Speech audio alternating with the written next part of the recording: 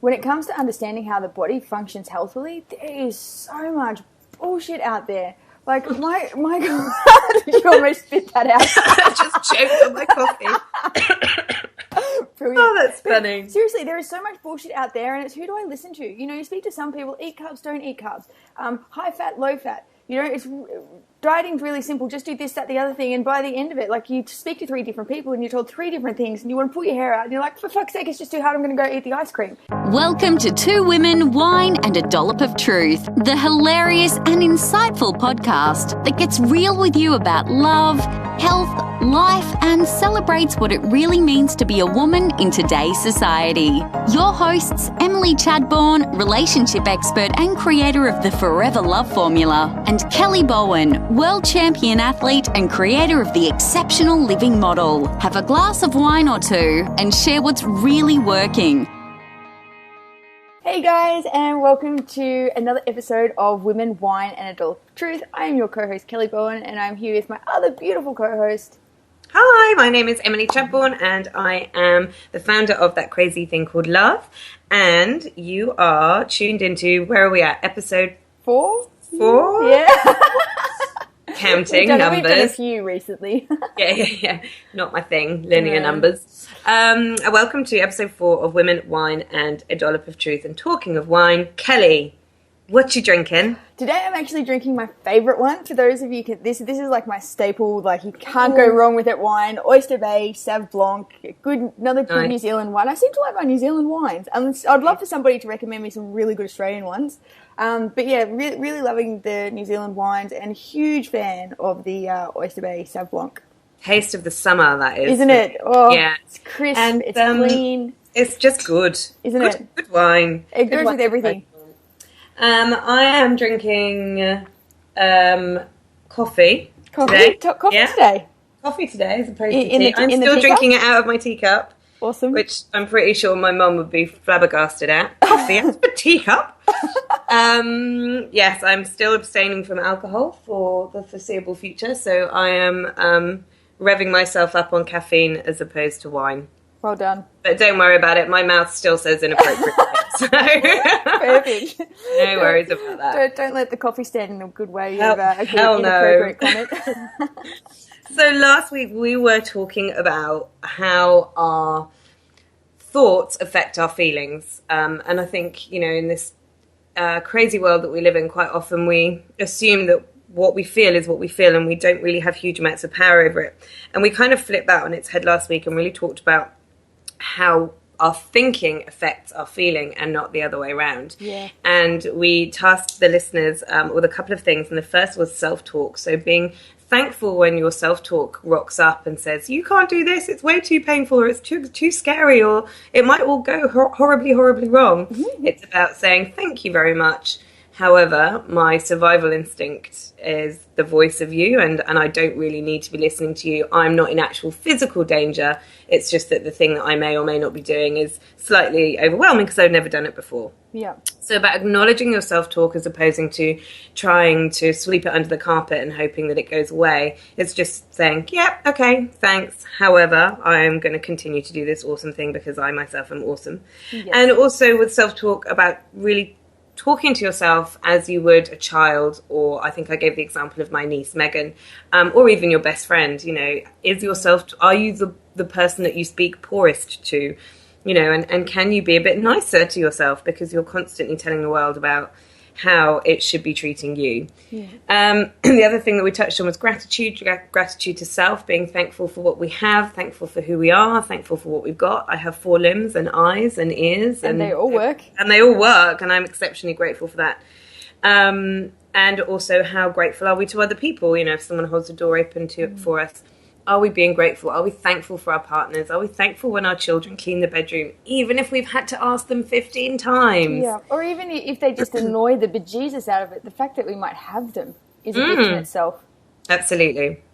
And then we are also on the extension of the I Love You project, which has been going for about 20 years now. Yeah. Like that. So literally standing in front of the mirror, telling ourselves that we love ourselves. How often do we do that? How often do we tell ourselves how much we appreciate who we are? And I don't know about you, Kel, but for me, what it's done is it's really pinpointed what it is exactly about myself that I quite like.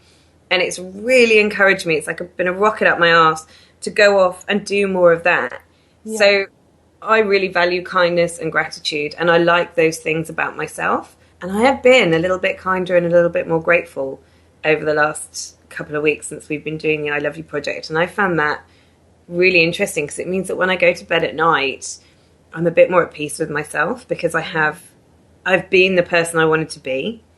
And that in turn has made my thoughts a bit more positive, which makes me feel better about myself, which then perpetuates the cycle because that makes me want to do even more lovely things for the people around me. Yeah, I totally relate to that, Em. And I've been experiencing, like, this isn't the first time I've done this sort of mirror work. So even on taking on the challenge, I was like, oh, yeah, cool, just kind of, like, bounce along, I'll give it a go.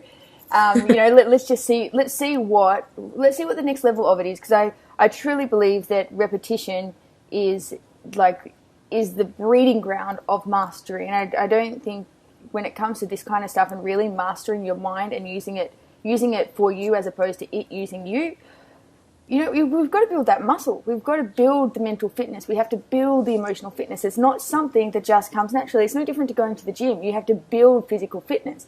These muscles that we're teaching you how to train come the same way. So in saying that, I was like, yeah, cool, let's give this a go. And wow, have I just noticed the way that my world's been responding differently to me. Because a few weeks ago, actually, no, probably about a month ago, I really made a decision to raise the bar on a few things, like how I was showing up in my personal. Actually, let's go. It was across the board. I wanted to raise the bar in professionally. I wanted to raise the bar personally, and I wanted to raise the bar in terms of my relationships as well. And I was like, and I'd been in a bit of a storm about it. There was some conflict, and I still had some of still playing out the old comfort zone, and hadn't really embodied this new standard and the responsibility that comes with maintaining this new standard and being able to deliver at this level. And through doing the I Love Yous, wow, has it changed? Like, it calls me to this higher place. Like, I find myself taking care of myself even better than I was before. Like, being so much more organized and so much more prepared, and even just the quality of my relationships, like with my friends and family, it's gone to the next level. Like, there's just a different level of connection. There's a different level of love. I'm finding I have a completely new level of certainty within myself. Best exercise I've ever tasked myself to do, to be honest. Yeah, that's awesome. And I think what you really touched on there was that it's about repetition. Mastery is repetition. And in exactly the same way that we go to the gym. It's funny, I was saying this to someone the other day. You don't go to the gym once and then you're like, my gym work here is done. Or you don't go to the gym and achieve the body or the physique that you want and then stop going. You have to continue the maintenance of it. It's like paying rent or paying your mortgage. You don't just pay a one-off payment and then you don't ever have to go to work anymore. You continually have to go to work because your outgoings are the same every month, or maybe a bit higher if you've bought that pair of shoes that you probably don't need. You have to continue going to work, because if you don't pay your mortgage. You have to continue going to the gym, because if you don't, you'll start sagging a little bit, or putting on the weight or whatever it is, or your level of fitness will decrease. And it's the same. And I think because we don't have, and it doesn't necessarily seem tangible sometimes, mental health. No. It's nothing that we can see. A lot of us cover it up very well. My game face is pretty phenomenal. Everything's fine. Yeah. That kind of high-pitched, shrill, slightly shaking, convulsing kind of, no, everything's great feeling, because we're embarrassed to say, actually, do you know what? I've been experiencing a slightly more anxiety over the last couple of weeks because this, and this is happening. We don't have those conversations. So we end up thinking that it's just us. It's just us that needs to go to brain gym. Yeah. And it's not. Everyone needs to go to brain gym. And they need to do it as regularly as you go to normal gym, or as regularly as you eat food. You don't just have one meal and then say, well, that's it. I don't need to eat again. We have to do it. It's maintenance. It's continuous. Yeah. And brain gym that's what I'm going to call it from now on. Just coined that term, brain gym. You were here. You saw it. Brain gym is the same. It's not a case of, I only need to do I love you for 30 days and then my mindset is going to be set for the rest of life. It's not the way anything works on this planet. It rains habitually. The sun has to set, the sun has to rise. Look at nature. Everything happens in repetition. It's not, this isn't a one-time wonder. Mental health and creating positive feelings and creating anchors around positive feelings, and we talked about synapses and neural pathways last week. Keeping those neural pathways as our go-to, as our path of least resistance, and keeping the happy ones maintained it's maintenance. We have to do it all the time. Yeah. And there are other ways that we can do that. And I know that that's something that we wanted to touch on today, which is how is our physical, what we're doing physically to our bodies, how does that now impact in how we're feeling? Because we've talked a lot about our mindset and how that affects what it is that we feel. And I know that today you've got some awesome stuff, because this is definitely your area of expertise. Yeah. You've got some awesome stuff to share about physically what we do to our bodies and how that affects our mindset. Yeah. So, yeah, we are, there's definitely a mind-body connection. We are like spiritual beings having human experiences, and we throw the term around, our body is our temple. But I think for the most part, very rarely do we actually stop and consider what that really means. Or do people, just like we're learning more and more now about the things that our mind needs for it to function healthily, when it comes to understanding how the body functions healthily, there is so much bullshit out there. Like, my God, you almost spit that out. I just choked on my coffee. Brilliant. Oh, that's funny. Seriously, there is so much bullshit out there, and it's who do I listen to? You know, you speak to some people, eat carbs, don't eat carbs, high fat, low fat. You know, dieting's really simple. Just do this, that, the other thing, and by the end of it, like, you speak to 3 different people, and you're told 3 different things, and you want to pull your hair out, and you're like, for fuck's sake, it's just too hard. I'm going to go eat the ice cream. And I also think sometimes it's really fucking generic, isn't it? I mean, it's the simple equation: eat less, exercise more. Really, really simple, but actually, it's not that simple, and actually that can be a really, really dangerous equation to live by. Someone said to me the other day, because obviously my field is, I specialize in dating and the relationships between men and women. Someone said to me the other day, when it comes to dating, you just need to go and be yourself. I was just like, seriously, dude, there are bits of me that I don't want people to see. And it's that kind of thing, isn't it? We'll just eat less and exercise more.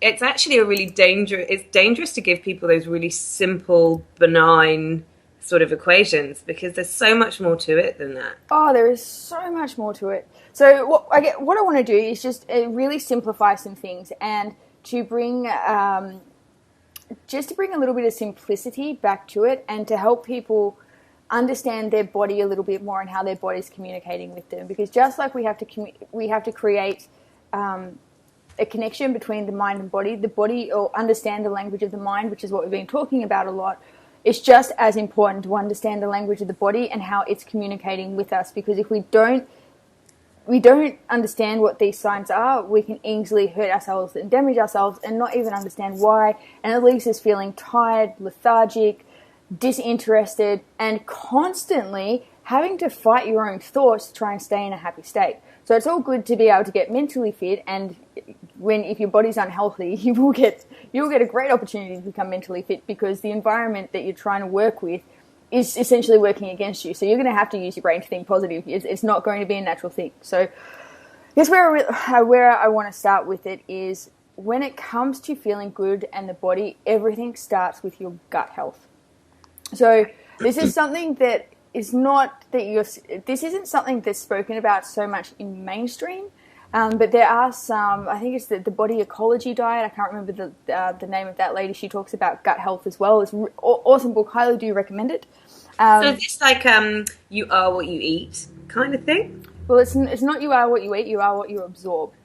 So if okay, that's interesting. Yeah. So if your gut health is off, you can't absorb your food, which ultimately means you're not getting any energy out of your food. So even though you might be putting really good food in, you're not able to absorb the nutrients, so you're still going to feel tired and lethargic because the body's not working properly. Which is why I still want to eat a Snickers bar. 100%. Even though I've just eaten my body weight in vegetables. Yep. So what most people don't get is that their gut bacteria, most of your receptors for your happy hormones sit within your gut. And if no way. Yep. Really? Yeah, really. Most of them. Really? So we think it's the receptors in our brain. So we think about serotonin as the happy hormone that makes us feel good. Yet we think about that being the receptors in the brain. You've got most of your serotonin receptors in the gut. So if the gut health isn't there, you can't absorb the serotonin. So you don't feel good, and you wonder why. You know, no matter what you do, you're just kind of not really, like, you're just not there. Like, you're kind of, you're in a funk. You're off by that half beat. So getting that your gut health is the most important thing. So there's two kind of bacteria that live in your gut. There's the the bacteria that creates health and vitality and longevity and all your happy hormones. Then you've got the other bacteria that's there to help break things down and to decay. Now, both are there, but dependent upon what's going into your body is going to tell which ones to breed more. So if you're putting crappy food into the body, and if you're under a lot of stress, it's telling the organisms that are in your body to break, that essentially there to break your body down, that do the job that when you pass over, when you die, these bacteria are there to eat your body weight so that, you know, nature being nature, everything goes back to where it comes from. Mm-hmm. Now, if you're putting crap stuff in your body all the time and you're under lots of stress, these bad bacteria get the messages to grow and thrive, because the system as a whole is under so much stress. The only time we were meant to be, our bodies being the same as what they were 10,000 years ago, receiving that level of stress, is when we were in really threatening environments, and we probably weren't going to last very long anyway. However, our body doesn't know the difference between back then to now. So it can only... That's crazy. So if we were... So let me just clarify. Yep. So if we were... Let's say the Homo sapiens of 10,000 years ago, and physically we're not much different, although we're bigger. Physically, you know, our bodies, the biochemistry of us is still working in the same way. The biology is still the same. The biology, sorry. So we are under huge amounts of pressure and stress. So potentially there's a famine, or there's a drought, or there's a saber-toothed tiger that's just reared its ugly head. Our body goes into stress mode. And that indicates to our bad bacteria, or what I'm calling bad bacteria, because I guess it's got its job and it's got its place. We'll call it decomposing bacteria. Decomposing bacteria. Hey, start multiplying, because pretty soon you might need to start decomposing this body down because of the threat of basically death is high. Yep. And so stress was equated to potential death, which then kicked in the bad bacteria. And now stress is, I didn't get that promotion at work, or... you know, the kids are driving me crazy, or I can't make my mortgage repayments, or I'm stuck in traffic. That's crazy. Our whole health is based on, the whole foundation of our health is based on, one, our gut health, and these two little glands called your adrenal glands, which are responsible for your body's energy production and the fight, flight, or freeze response, which is the stress response in your body. So every time you go through stress, your body is releasing mass amounts of adrenaline. So adrenaline will stay in your system for about 20 minutes. Now, where the damage of this comes from is cortisol will stay in your system for up to 9 hours as a healthy person, or up to 13 hours if you're not healthy. And you're probably saying... What's cortisol then? Cortisol is... Yeah, so you're probably saying, so what about the cortisol? Why is that bad? It stays there. So what happens when cortisol is in your system, all the blood in your body is sitting in your extremities. So it's sitting in your muscles, so you're ready to run, you're ready to go, you're ready to get away from the threat. Which means there's no blood in your digestive system, the part of your body that's responsible for your whole energy production, all of your health. And over long periods of time, when you've constantly got cortisol in the system, the digestive system gets starved of blood, which is why these bacteria start to go nuts, because it's like, we're not getting the nutrients we need. We must be getting to a point where we need to start decomposing. So then you start to get gut issues like leaky guts, chronic fatigue. Your stomach's not producing enough acid, so you're just not absorbing any of the food. And leaky gut. And is that how you can see some people? I read this thing the other day. I mean, it was on Facebook, so you know, who knows? But it was about how there's this new sort of wave of people who are technically obese, but medically obese, whatever that means, and they're starving, but are actually malnutrition. Yep, 100% starving. And that you also get from this stress response ongoing candida issues. I know this process so intimately because I went through it myself. So I used to achieve at all costs, and I was just go, professional athlete background. So to the point of having won a world title, I was that extreme focused about it and took that extreme focus everywhere else. And it burnt out these little adrenal glands, which meant my poor body just had that much cortisol in it. The blood was never where it needed to be. So what else was my digestive system going to do? These bacteria, it's either you know, when all the nutrients and stuff is there, they thrive and all the happy ones work. Or when it's not there, the bad ones thrive, and then you start to get those issues. That's why you get the bacterial overgrowths and that kind of stuff when the digestive system's not working. Does that make sense? It makes perfect sense. Yeah, so this is why it's so important that, one, we're conscious of how we're responding to stress. Like, is it really worth sending our body into such chaos knowing that that's how it's responding? Because often we'll let ourselves get so worked up over something, and because we've got no awareness of what it's actually doing to us on a biochemical level, we let ourselves get worked up about stuff all the time rather than going, hang on a minute, is this really worth me going into a stress response, which is ultimately going to damage my body and damage the way that it works? And then once, like, if it has gone that far where you have been in chronic states of stress and your digestive system's not working properly, so your stomach acid isn't producing the acid it's meant to break down the food, when it's getting into the small intestine because you've got leaky gut, which means there's bacteria in there that shouldn't be in there that's feeding off all the nutrients that's coming through it, and you're not getting any of it, which is why you feel crappy. And that's what leaky gut is it? Yep. Okay. Yep. And then, you know, that can go on to colitis. It's not diarrhea then. No. But that can Just clarifying that for myself. which, like, that leaky gut can then go on to colitis, which is like bleeding from the bowels, which can then go on to irritable bowel syndrome. So and all of these things all come back to not understanding how the gut works and not understanding how this stress response works, and letting ourselves get so worked up over things that, like, dude, it's a traffic jam. You will get there. Or, you know, the kids are going to be kids. Or, let the boss have a heart attack and get all stressed out about it. That's not your problem. Not your monkey, not your circus. It's funny, isn't it, what social conditioning does? Because sometimes I think, and my clients, I have to reframe my clients quite a lot because of Hollywood. And, the classic romantic ideal of falling in love, and we met in a crowded room and our eyes locked, and, that kind of, this beautiful, organic romanticism. It's funny since you said that, I've actually been paying attention to romantic movies, and I'm like, I want the music playing in the background for me. Like, all these, like, I was completely unaware of it, and I didn't even realize my own unrealistic expectations until I think I was listening to a Facebook Live or something, you were talking about it, and I saw it, and I was like, fuck, you're right. Like, I'm expecting bells and whistles and, like, little cherubs floating over me with little cupid. Once you fall in love, that's it. All the hard work's done. It's just bullshit, actually. That's when the hard work starts. I'm sorry to tell you that. Yeah. But yeah, in exactly the same way, I think we get so molded by what Hollywood, and I'm just using that term broadly, Hollywood tells us love should be about. And I think sometimes we equate success with stress. Yeah, the more stressed we are, the more we're doing stuff, right? And the more, sell, buy, and I've got the kids doing this, and I've got, all the balls in the air. And actually, we can, if we choose to, consciously choose to, I'm not saying we can just have a world where there's no stress at all, but you and I were having this conversation earlier about, I feel like at the moment I'm balancing just the right amount of projects. And any more project, if I'm not taking on any other projects at the moment, because I feel like that would tip the balance and it would start, the stress would get unmanageable. I am managing my stress right now.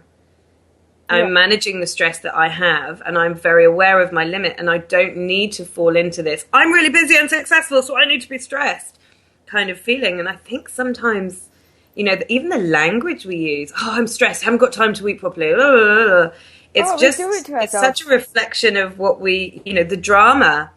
It's the drama around being and stressed. drama in itself is addictive too. But I think, and this is what shits me about the health and weight loss industry, because they'll tell you need to look like this and you need to lose weight and this is how you do it. But they miss this fundamental issue that we're talking about. They're actually missing the key components of what a person needs to get their body in a state where it can even do that. And as you said, you see most obese people, I can guarantee they're starving. They're not, they don't have and starving from the perspective of they don't have a calorie issue, they have a nutrient issue.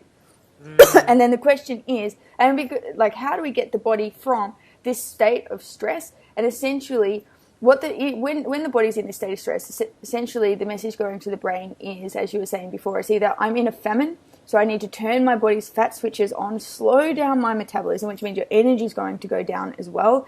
And everything that goes in your system is just going to absorb and stick in the fat cells because it doesn't know when it's going to get its next meal yet because of this whole bacterial imbalance going on.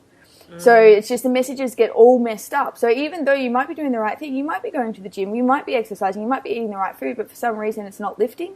It's because, I dare say, there's some kind of imbalance within the body going on, as well as within the health blueprint, which is your own personal way of how your body expresses its health. Does that make sense? Yeah, absolutely. Yep. So the way that we really shift from this state of stress and move into, I call it going from survive to thrive, is have to understand that there is this bacteria in your body. And funnily enough, over 4% of your body weight is this gut bacteria. And 4% of my entire body weight is bacterial. And specifically gut bacterial. Yep. And your DNA, right? So some people would say, I'm just big boned, it's in my family. And that's not true. Your family might be because you've been through similar environmental conditions and that's how your health blueprint's been conditioned and that's how your body will express itself, but it's not the truth. So in accordance to our DNA, we only have 25,000 strands of different DNA, like the building blocks, the code that has us create ourselves as humans. And funnily enough, a sandworm has the same amount of DNA that we do. It's got 25,000 different forms of DNA. The thing that makes us different from the sandworm is this bacteria, this 4% of bacteria that lives within us. We can't survive without it. So it's really about understanding how to get this bacteria to thrive. So one of the first things you need to do is start eliminating the stresses in your life. Turning down this stress response. So instead of being like your body in this heightened, oh my God state, is really like looking at your life and going, okay, how can I start to eliminate some of the stresses? Because every time your body sends a shot of adrenaline through your system, over 50% of that goes straight into your stomach, kills the good bacteria and makes the bad bacteria thrive. So it's really, really important that first you start having a look at your life and looking at, okay, how can I get rid of some of these stresses? Do I need to get a house cleaner? Do I, can my groceries, can I get that delivered to me rather than me having to go and do it? Cuts down so much time. I've got one of my, I get it from one of my girlfriends. She runs this awesome business called Clean Living. Yeah, Autumn. Yeah. We'll put her link up in the Facebook Yeah, we'll group. put her link up. Clean Living Organics. She is awesome. Yeah, you can choose whatever you want. It's sent to you in a beautiful box. It arrives on your door. You can get it weekly or fortnightly. I get it every other Tuesday, but it's perfect. That saves me so much time in my week for the fact that I just don't have to worry about it. It's there. It comes to my door. There is nothing more stressful than being in Coles at 5:30 midweek. Oh, there is no more stressful thing. I'm not a fan of supermarkets at the best of times. They shit me, but you just walk in. You don't even have to pick up a trolley or a basket, and instantly you're like, oh, what am I doing? Yeah, and there's so many people, and you've got to wait, and you skip all of that. Get it delivered to your door. But so there are so many little things where you can just look at your life and go, okay, what part of this is necessary? What part can I outsource half of this? And another thing, it's okay to ask for help. I know a lot of it was such a big one for me to be able to turn around and say, hey, you know what? I'm not coping necessarily with this particular element of my life at this particular time. And for me to be able to say that and reframe it to make it mean in my own mind that made me stronger as opposed to weaker was a huge thing. I know I have anchored asking for help as something which means that I am really strong in myself to be able to ask for that help, as opposed to, oh my God, I had to ask for help, I must not be coping, which is how I lived my life for 30-something years, and it was shit. Yeah, and I like that. And I think too, when somebody asks you for help, how good do you feel to be able to help? Yeah, it does. It's so true. You're like, oh, I help my person. Sure, I'll help you. Good about myself. Yeah, it totally meets your need for contribution. It's like, yeah, sure. But give somebody else that same gift. The gift that you enjoy doing so much, give it to somebody else. Let them help you. So first thing to really cut down the stresses and really give the good bacteria a chance to grow again is cut out the stresses. You really don't want your body to be Can flying. I also say some of that is taking action? So I get really stressed when I'm in overwhelm, and this is something how I was talking to you earlier about how I'm coping with the amount of balls I feel like I've got in the air at the moment. And it is, I have chunked down, so I've got like 4 big massive projects on at the moment, and every week, the beginning of every week, I go, right, what elements am I taking to do this week? So I'm never looking at the 4 projects as 4 big massive projects. Now those 4 projects, if you're not a business owner, you know, it could be, I've got the school PTA thing to organise, and you know, we're moving house, and it's Callie's birthday, whatever those projects are. They don't necessarily have to be work related, they're just life related. I have life projects on the go as well, so actually I probably have, you know, 7 or 8. Who doesn't want to actually, when I think about it, but it's about chunking down and saying, right, I'm just going to do this bit of that project this week. So maybe it's sending out the birthday invitations for Callie's birthday, or maybe it's sending out a couple of emails about asking other parents to contribute to the PTA bake sale. Whatever it is, it's about chunking down and saying, right, like, what am I actually going to do? And taking action, because quite often when we get into overwhelm, when we feel stressed about something, we put it to the side, and finances is a perfect example. Yes. I did it for a really long time. If I just pretend that debt's not there, it'll go away. No, actually it doesn't. It just gets much worse. So sometimes it's about just taking a tiny little thing and saying, what small thing can I do today that is going to make me feel like I'm doing something to alleviate that stress, as opposed to ignoring stress, because you can't ignore stress. You can't ignore that shit gets busy. But what you can do is chunk it down so that you're doing small, manageable bits in order to reduce that feeling of overwhelm. Because for me, overwhelm and stress are the same. They go hand in hand. And just to explain a little bit more by what you mean by chunking down, when you chunk down, it's when you've got a big project, and then literally you write down a list of all the different components that make up that project, and then you can just slowly tick off each one of those components that you've got underneath that project, and then instead of it being one huge thing, you've got several little things that you can just tick them off one at a time when it suits you. Do them. Yeah, so for example, one of my projects at the moment is a workshop that I've got coming up. The workshop is split into sort of 5 elements. So under the banner of workshop, I then have the different sections of that workshop, and then from that I'm like, okay, well, I need to do this, and this. And then there's a more practical thing, so actually have the sort of checklist of stuff I'm going to need on the day. Whereas if I just had in my diary, sort out workshop, it would be like which is how I used to operate. Genuinely, I'd be like, well, I've got to run a workshop, okay, and that would be on my list of things to do, and then I'd never go near it because it was so worrying, and it would get to the last minute, and then my stress levels would be through the roof. Whereas now I'm like, I just need to do this for the workshop today. I need to send this email, or I need to put this automation into place, or I need to put a shout out on Facebook asking people if I can borrow, whatever it is. Or book the venue. That was, one of the first things I did. Tick, done. So chunking down is about taking something big and then stripping it down to what the components, and then ticking it off one at a time. And here's the cool thing about doing that. Once you've put your big project and you put it into lots of little things, every time you tick that project off the list, guess what happens? Your body releases a hormone called dopamine, which is a feel-good hormone. Love that stuff. So the more easier you make it to get these like big things done, you're actually helping the good bacteria in your body grow. So it goes hand in hand. There's something funny about that, actually.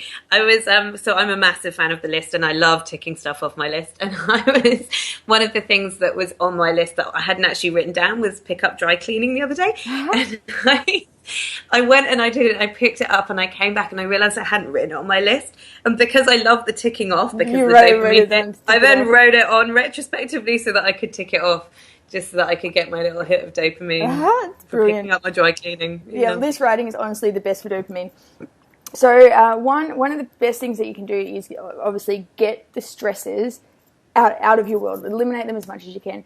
Second thing, get off sugar. And this isn't a get off sugar to lose weight. This is a get off sugar because it's not good for your health. It is having all the bad bacteria inside you grow and telling your body to start breaking itself down.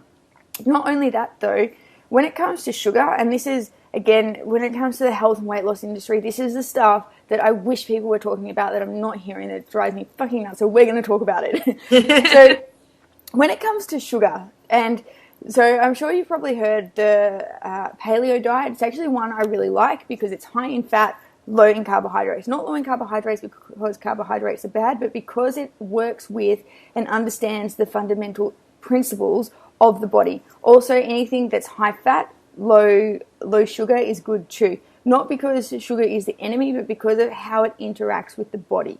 So I want to take away the stigma of this is better than that. I want you to walk away from what you're hearing today and having a deeper understanding of why the sugar causes the problem and why you want to eliminate it as much as you can from your diet and how you can start to create better health. Because the goal isn't weight loss. It is never weight loss. The goal should always be, who do I want to be when I'm 84? How do I want to be living then? Do I want to be You can be really skinny and sad.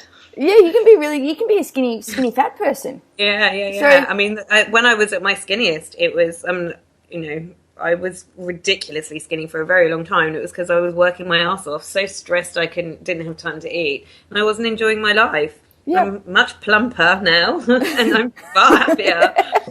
Yeah, it's never the weight loss. Like, I love that you say that, because it's not really what quality of life do you want to be living? Do you want to be living the one where you're totally strung out, your body's breaking down, you might look great, but even when you can't eat anything because your whole internal digestive system's fucked, so to speak. Well, you go out with friends and you're like, oh no, I'm sorry, I can't eat carbs, and you just order like 100 grams of meat and that's it. Yeah. And you sit there and not having a nice time. Yeah, and a lot of food intolerances come from not the fact you've actually got a food intolerance. Your food intolerance most of the time, and again, I'm not a nutritionist, so please, by all means, check me on my references. I'll put up a few different things underneath this post for you to have a look at.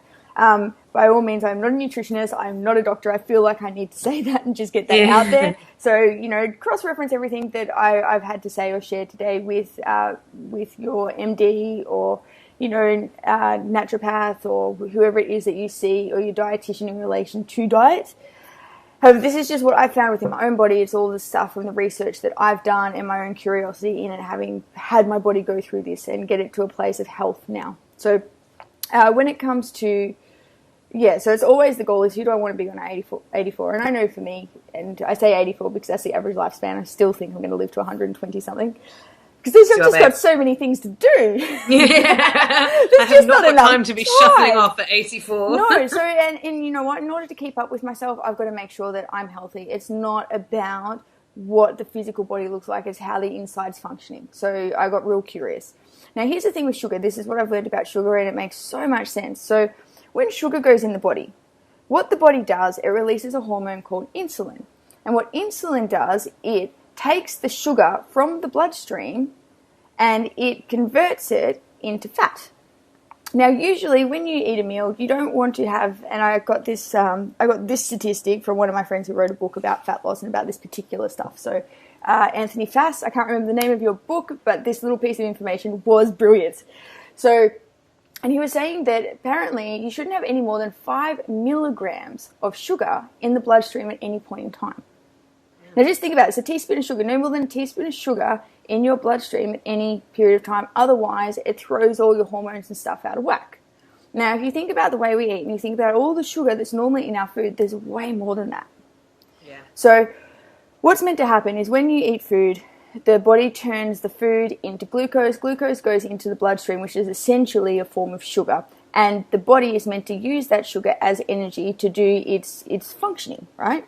Now, if there's more than that 5 mils of sugar in the bloodstream, the body releases insulin. Insulin brings the blood sugar levels back down to normal levels.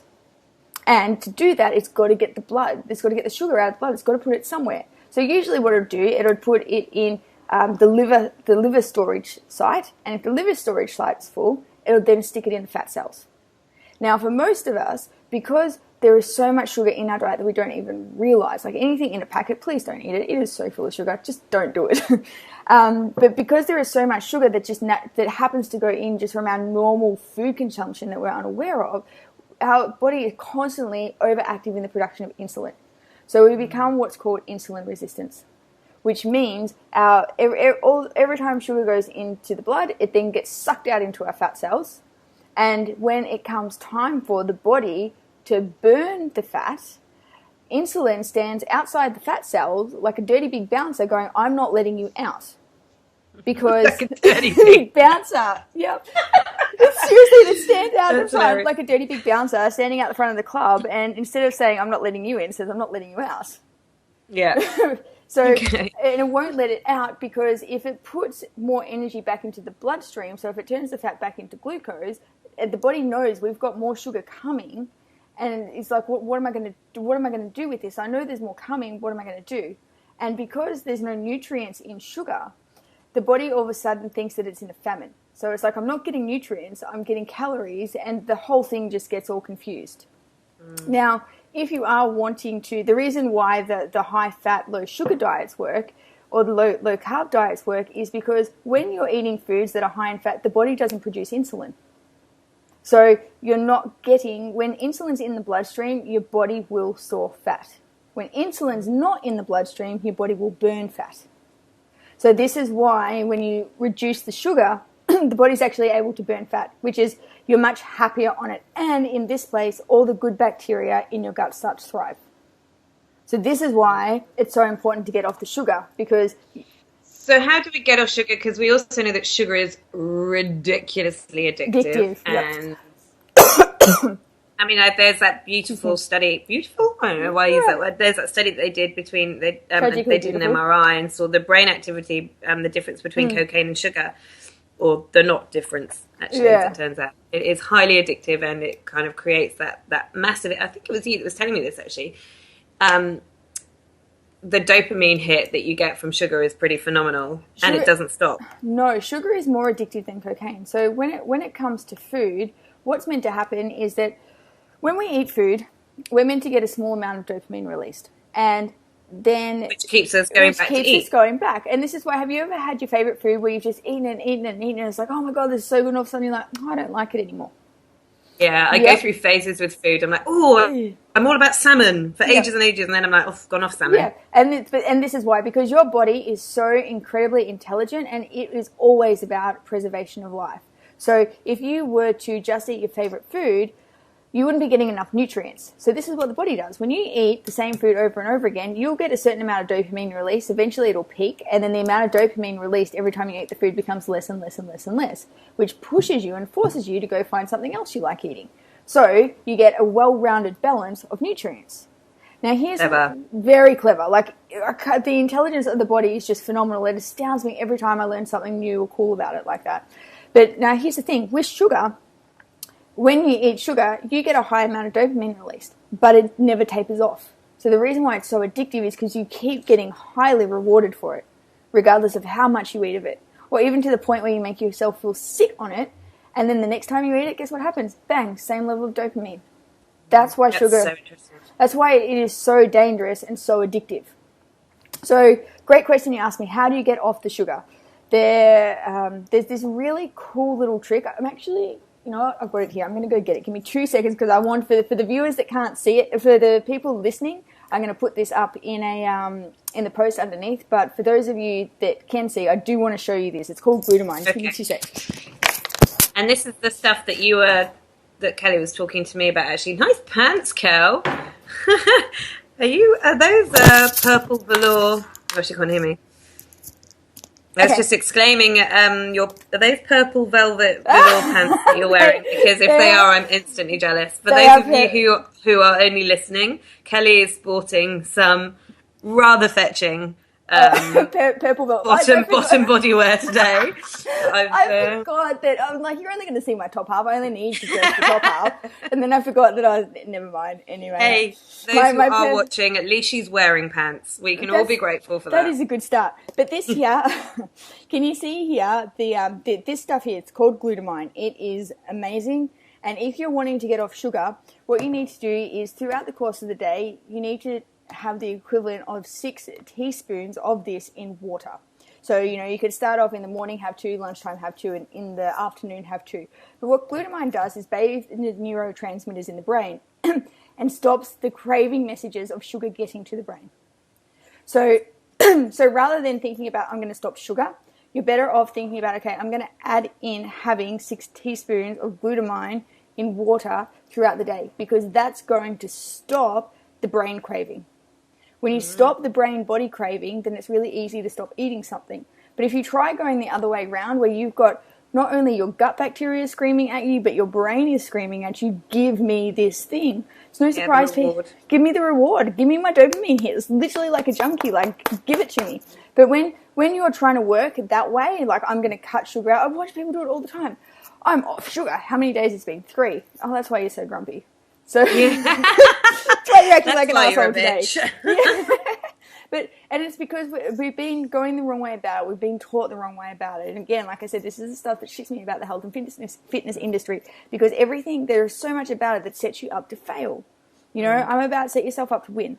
So definitely get yourself some glutamine. You want 6 teaspoons in water. So you want to be drinking at least 2 to 3 liters of water a day doing this. So per liter, 2 teaspoons, drink it. And that's going to bathe the neurotransmitters in the glutamine, which is going to stop the brain craving. And the other good thing about glutamine, it's gut food. So it's going to help the good bacteria grow again. Amazing. Yeah. That's awesome. Great life hack right there. Because I think, you know, and we are not creatures of, and this is the way the brain works. So you and I work in the space where we have conscious mind and unconscious mind, or subconscious mind, whichever term you want to use. I just use unconscious. And our unconscious mind doesn't understand a negative, it doesn't process a negative, and it doesn't want to lose anything. No. As a human, we are wired not to lose stuff, not to shed stuff, not to get rid of stuff. We want to keep stuff. Yep. And so quite often I talk, you know, and you're very much about language, I know. It's about, well, I don't want to do this anymore, and I don't want this in a partner, and I don't want this for my health and fitness regime, and I want to lose this. And your brain, it just is the language that your brain doesn't understand. No, it's so instead of saying, I'm going to cut something out, or I'm going to lose this, or I don't want this, it's about very much moving to what we call moving towards language. So it's, what am I going to add in? What is going to be awesome? What am I, you know, if it's I don't want a partner that cheats, it's not about the cheating. It's about, I want someone I can trust. Yeah. So it's about creating a language that means that we are languaging what it is that we're working towards and what it is that we want. So it's not about cutting out sugar or losing the weight or stopping the negative thoughts. It's about thinking positively. It's about having a healthy body. And what is cutting out sugar going to give you? Yeah. You know, what else are you going to have in its place that is equally as awesome or even more awesome? So how else can you reward yourself after a really long day that's not a 4-finger Kit Kat? Yeah. Yeah, exactly. And what else can you do? How else can you reframe that? What are you going to buy yourself or treat yourself to? It might just be a bubble bath. It might be taking half an hour out to read a book or watch a favorite episode of Friends or whatever it is. Yeah. But, you know, it's about creating positive anchors towards positive actions as opposed to negative anchors around positive actions. Yep. Yeah. You always, when you're setting a new goal, you don't want it to be because you're not wanting something. It always, as you said, Em, has to be positive. What do I want? Like I always love the analogy when it comes to weight loss. I always say to somebody, have you ever lost your keys? And most people go, yeah. And I'm all like, the time. All the time. And I'm like, okay, so what happens when you lose your keys? Oh, well, I search like crazy till I find them. I might even call my partner or my friend that was here last, like, have you seen my keys? Have you got my keys? And I'm like, sure. And then what happens? You find them, don't you? Same thing when you tell the body I'm losing weight, wrong thing, or I'm stopping sugar. Like it doesn't get it. So it is. You know what? I'm going to add in glutamine because it's going to give me health, it's going to give me energy, it's going to give me longevity, it's going to help repair my stomach.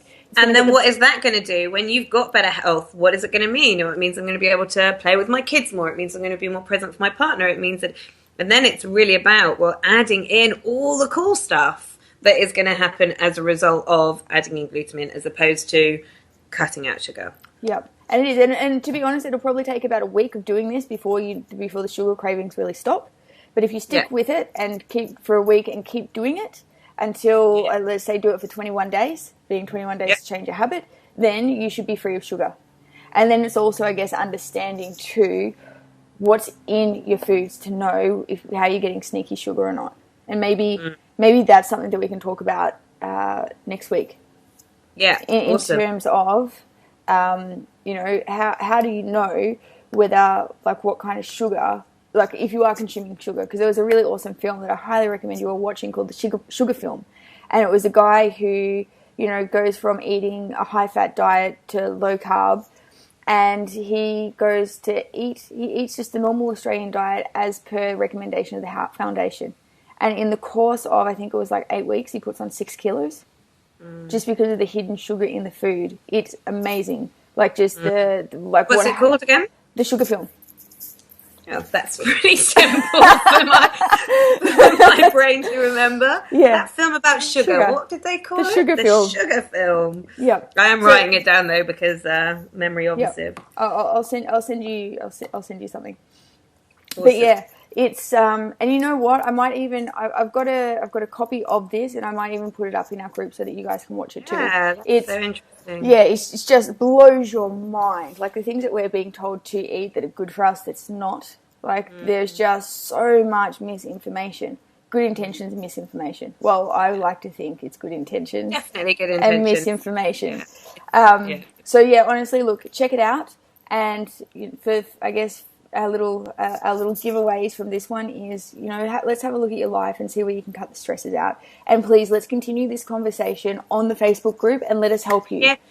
And if you're not sure, ask. So if you're sitting there going, oh yeah, whatever, Em and Kel, it's all very well for you to say just stop feeling stressed. That's not what we're saying. We know it's not that simple. And if you're struggling with it, ask us for help. Yeah. Or ask either PM us, Emily Chadbourne or Kelly Bowen, or ask in the Facebook group, Women, Wine, Truth, Hangout, because that's what the Facebook group is for, and it is for. And other people out there may have some awesome techniques that, you know, Kel and I might not have even heard of. Yeah, so, we love learning new stuff too. Yeah, absolutely. So if you're listening and you're like, oh, this is what I do in times of high stress and it really works for me, let us know, because you could be helping a sister out somewhere and that would be awesome. Yeah. So yeah, one, let's do that. And secondly, give the glutamine a go. Give the glutamine a go for a week, and it should significantly reduce your sugar cravings or get rid of them. I remember I used glutamine to stop smoking. It is that awesome. Like when I used to smoke, the guy that I'd been working with, incredible kinesiologist, and he was saying, he goes, I don't want you to think about stopping smoking. I don't want you to think about it. All I want you to do is start taking the glutamine, and that will bathe the neurotransmitters that are craving the substance, and eventually you'll just be able to stop. And he was right. It really worked. It took give glutamine a go. Yeah, it took a little bit of willpower. Like, just at the beginning, once I made that initial decision, like I did the glutamine for I think it was about a week, and then I made the decision, and there was a few moments where I was like, oh, but apart from that, it was the most easiest thing that I've done in terms of giving up anything. It was the easiest way to make a change like that and have it last. So awesome. I know these things work. Sugar wasn't my thing, but cigarettes were. And it works. It really works. Amazing. So, take homes from today. Check out the Sugar Film if you've got the time. Really start bringing conscious awareness to we quite literally are what we absorb, not we are what we eat. And there's a massive difference between the two, and it's really cleared that up for me for sure. Mm-hmm. And yeah, glutamine. That's our going to be our way forward. Yeah. And you are still in the midst of your I Love You challenge. Don't stop telling yourself how much you love yourself, and please give us some feedback on that. What's coming up for you guys? Anything else that you would like us to discuss in our upcoming podcast, then please let us know. We are just going to ask you to share the love and let anyone and everyone know about Women, Wine and a Dollop of Truth. Please download the podcast and help us keep our ratings on iTunes. And hop over onto the Facebook page, Women, Wine, Truth Hangout, where we continue this conversation, because I think it's a really important conversation to have in terms of how are we showing up in our day-to-day life, and how can we encourage ourselves and our collective consciousness to really value ourselves and take care of ourselves, because we're important. Yeah, 100%. Awesome. Thank you so much for listening. And if you're watching, thanks very much for watching. And we will catch you next week. Thanks, guys. Thanks, Kel. Bye.